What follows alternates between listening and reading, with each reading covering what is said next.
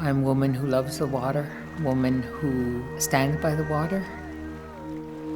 Those are my two given names by my family and my people. I live on Standing Rock Reservation. Standing Rock was created for Sitting Bull's people. Sitting Bull was Hunkpapa Lakota. Hunkpapa is the horn of the buffalo. That means that we are the vanguard of the Sioux Nation. And we're best in crisis. So challenge us.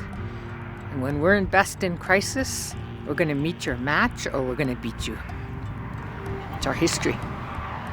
In North Dakota, activists are scrambling to make sure Native Americans can vote next week. They are a key bloc for Democrats, but a recent U.S. Supreme Court ruling upheld the Republican legislature's changes to voter ID requirements. North Dakota voters now need street addresses, and many Native Americans don't have them. I think that the story really begins in 2011. Because in 2011 is when the legislature first considered a voter ID bill.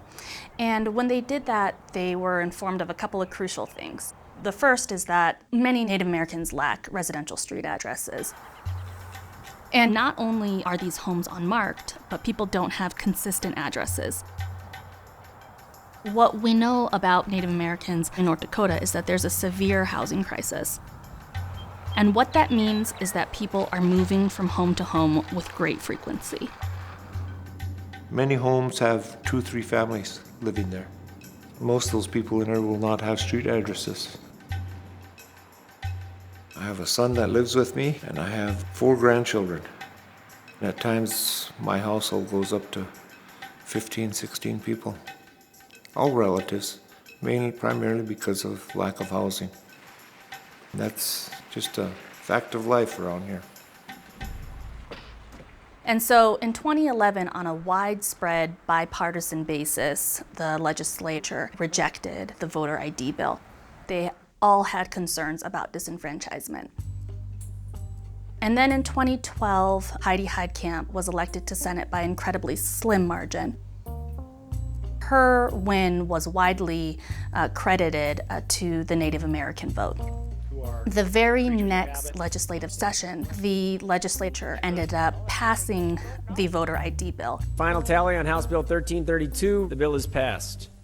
What that meant for Native Americans in North Dakota is that they were forced to have an ID that either they didn't possess or was lacking in the critical information of the residential street address. This, as expected, in 2014 had a widespread disenfranchising effect, meaning that the Native Americans were being widely turned away at the polls.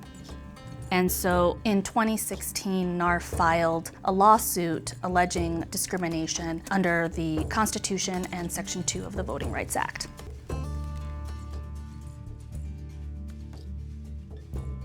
The Supreme Court declined to consider a challenge to a North Dakota law that requires voters to show proof of their residential address at the polls, putting the law into effect just weeks before the midterms.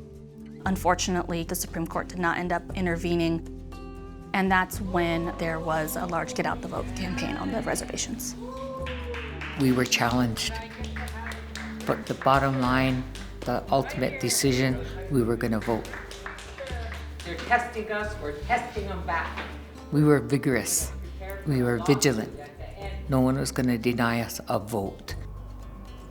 We did a school bus, we put Sitting Bull's picture on there. They all got on the buses and went to different neighborhoods.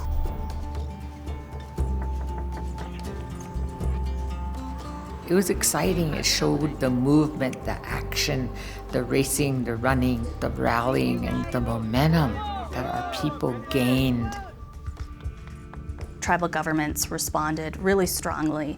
They started issuing IDs for free, which is something that they typically can't afford to do. Within a couple weeks, there was over 800 tribal IDs distributed to our tribal members. We made sure that those IDs had physical addresses on them so they could vote. The second question is, do you have a valid ID? This was a plan of action which the Standing Rock Sioux tribe and our allies had taken against the policies and the laws of the state of North Dakota. And we're going to mobilize our people like we've never mobilized before. We did it. We did an incredible job, and the people voted. We prevailed in spite of all of the negatives.